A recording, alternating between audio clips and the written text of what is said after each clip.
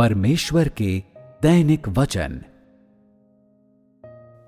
अपने प्रतिदिन के जीवन में तुम प्रार्थना पर बिल्कुल ध्यान नहीं देते। लोगों ने प्रार्थना को सदैव नजरअंदाज किया है। प्रार्थनाएं लापरवाही से की जाती थी, जिसमें इंसान परमेश्वर के सामने बस खाना पूर्ति करता था।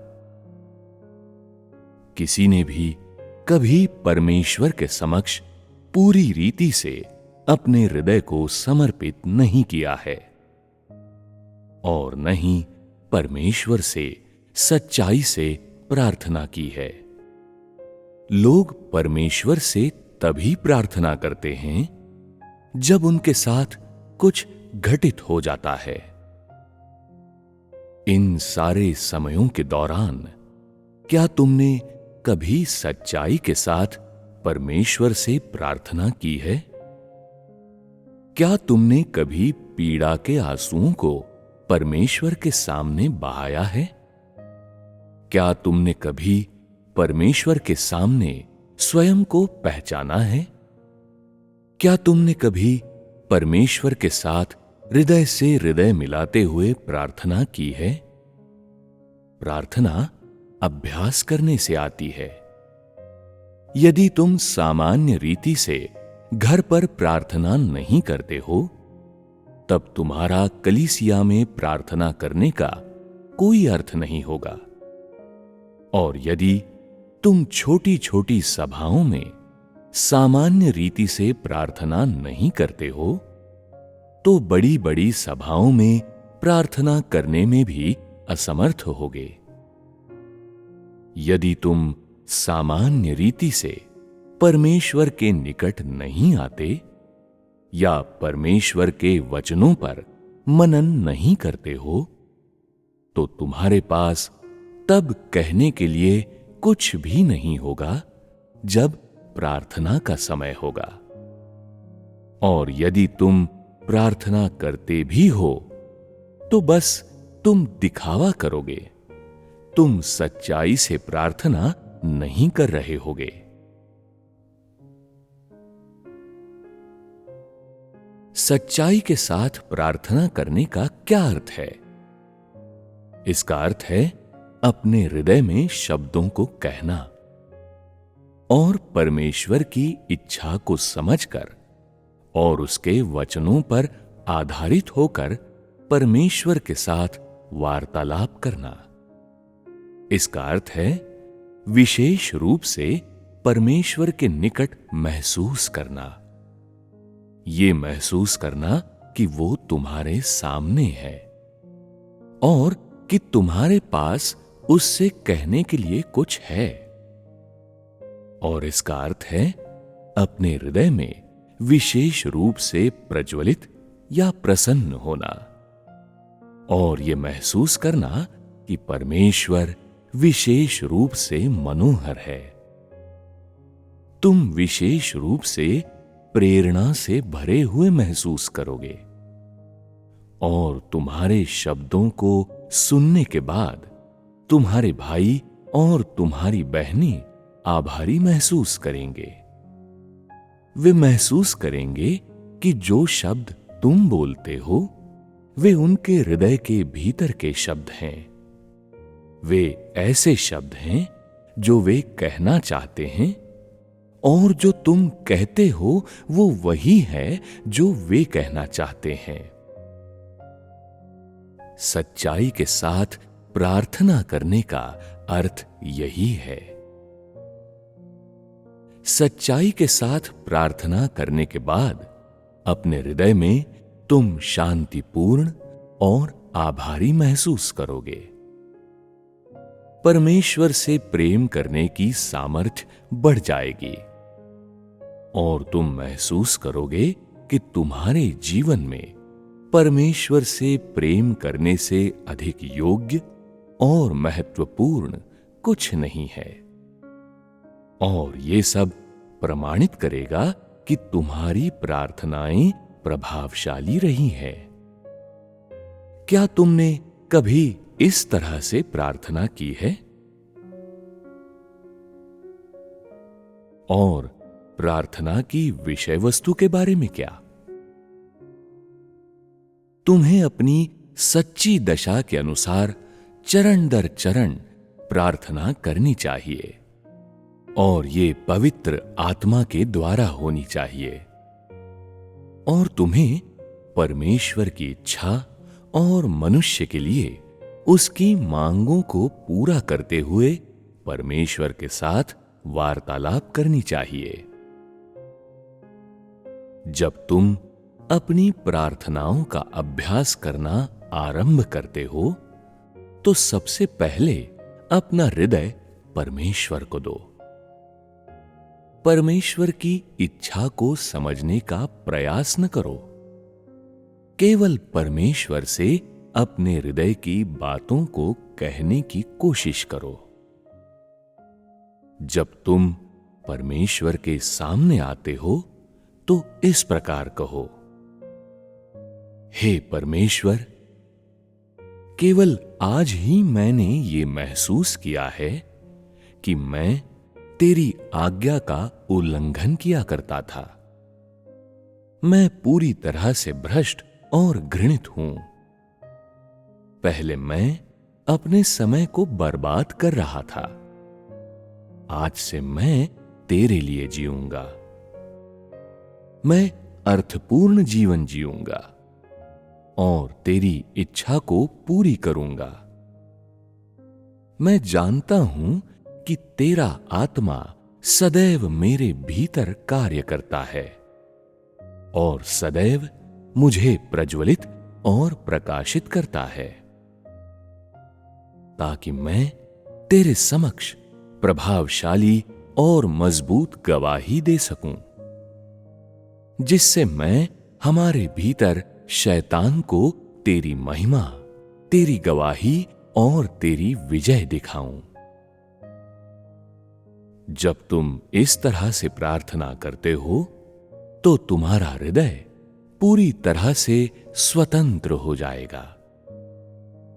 इस प्रकार से प्रार्थना कर लेने के बाद तुम्हारा हृदय परमेश्वर के निकट होगा और इस प्रकार से अक्सर प्रार्थना करने के द्वारा पवित्र आत्मा तुम्हारे भीतर अवश्य कार्य करेगा।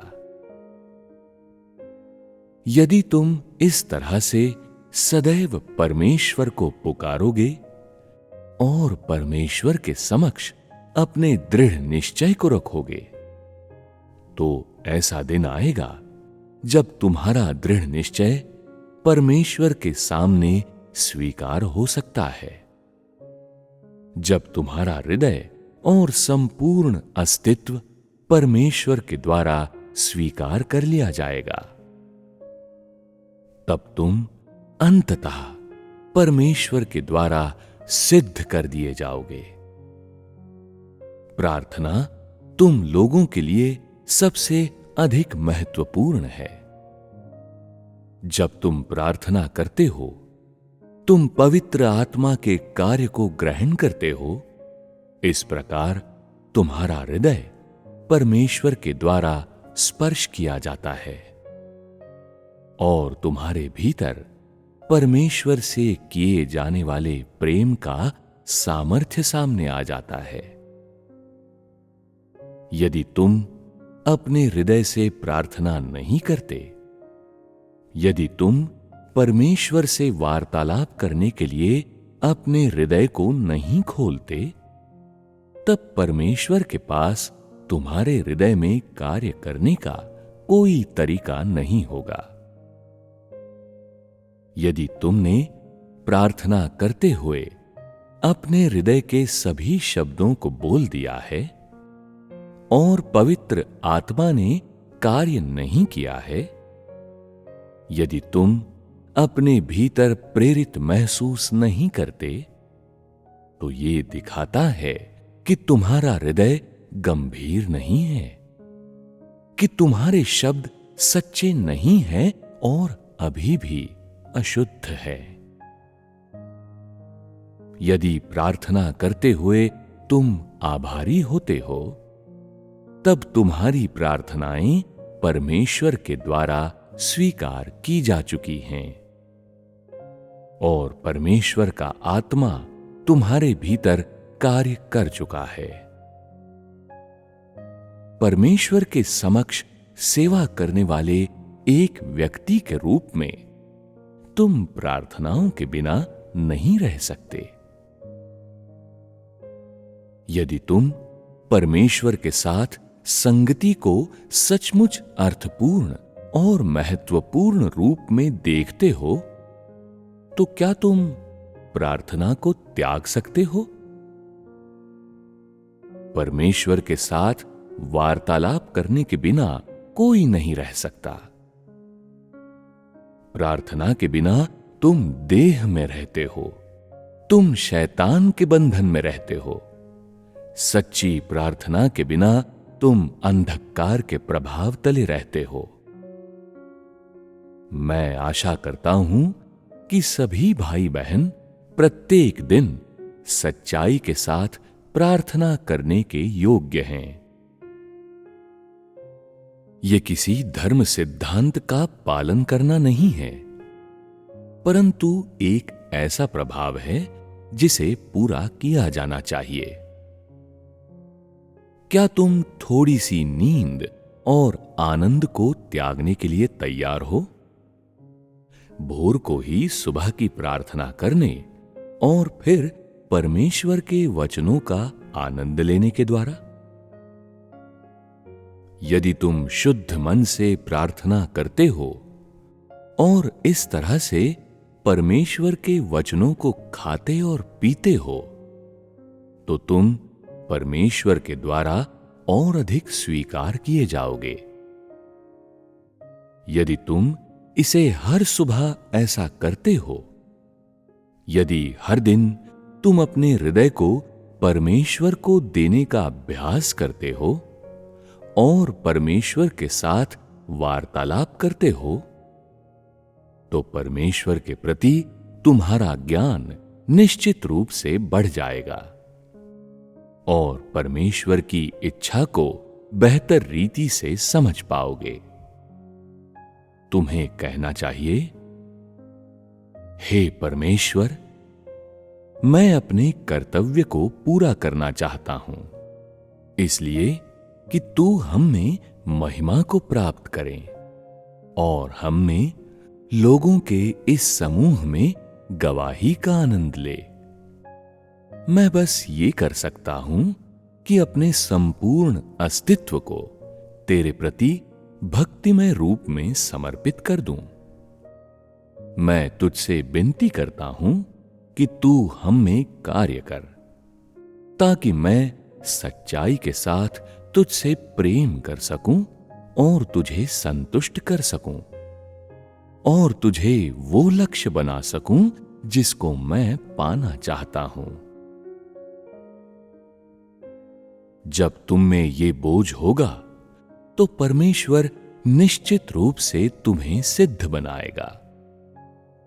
तुम्हें केवल अपने लिए ही प्रार्थना नहीं करनी चाहिए, बल्कि परमेश्वर की इच्छा को पूरी करने के लिए भी और परमेश्वर से प्रेम करने के लिए भी। ऐसी प्रार्थना सबसे सच्ची प्रार्थना होती है। क्या तुम परमेश्वर की इच्छा को पूरी करने के लिए प्रार्थना करते हो?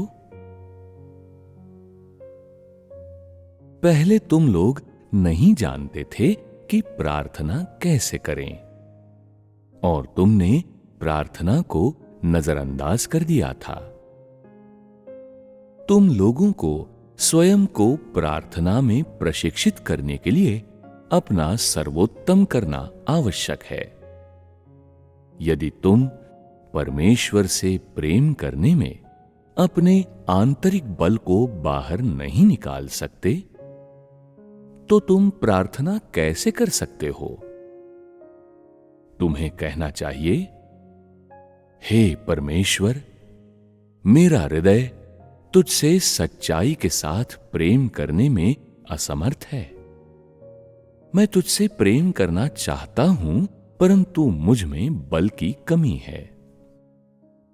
मुझे क्या करना चाहिए? मैं चाहता हूं कि तू मेरी आत्मा की आंखें खोल दे। मैं चाहता हूं कि तेरा आत्मा मेरे हृदय को स्पर्श करे, ताकि मैं तेरे समक्ष सारी निष्क्रिय अवस्थाओं से रहित हो जाऊं और किसी भी व्यक्ति, विषय या वस्तु के अधीन न रहूं। मैं अपने हृदय को तेरे समक्ष पूरी तरह से खोल कर रख देता हूं, इस प्रकार से कि मेरा पूरा अस्तित्व तेरे समक्ष समर्पित हो जाए और तू मुझे वैसे ही परख सके जैसे तू चाहता है। अब मैं भावी संभावनाओं को कोई विचार नहीं देता और न ही मृत्यु के बंधन में हूं। मेरे उस हृदय का प्रयोग करते हुए जो तुझसे प्रेम करता है, मैं जीवन के मार्ग को खोजना चाहता हूं। सारी बातें और घटनाएं तेरे हाथों में हैं। मेरी नियति तेरे हाथों में है और इससे बढ़कर मेरा जीवन तेरे हाथों के नियंत्रण में है। अब मैं तुम्हारे प्रेम का अनुसरण करता हूं और इस बात की परवाह न करते हुए कि क्या तू मुझे अपने से प्रेम करने देगा, इस बात की परवाह न करते हुए कि शैतान कैसे हस्तक्षेप करेगा, मैं तुझसे प्रेम करने के प्रति दृढ़ हूं। जब तुम ऐसी बातों का सामना करते हो तो तुम इस तरह से प्रार्थना करते हो। यदि तुम प्रतिदिन ऐसा करते हो तो परमेश्वर से प्रेम करने का बल धीरे धीरे बढ़ता जाएगा।